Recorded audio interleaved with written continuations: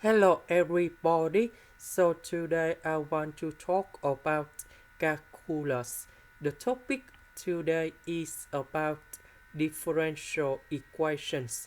So now I want to show you how to answer. This one we change by dy over dx.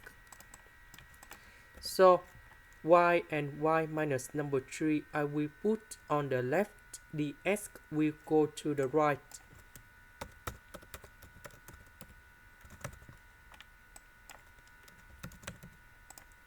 Next, I will put the integration for the both sides.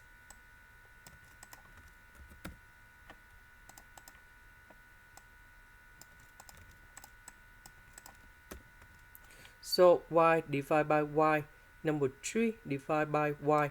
So we have 1 minus number 3 over y. So the integration of number 1, we have y. The integration of this one, we have 3 ln of the absolute value of y. This one, we have 5 ln of the absolute value of x, and I will put about c. This is the end. Thank you for watching.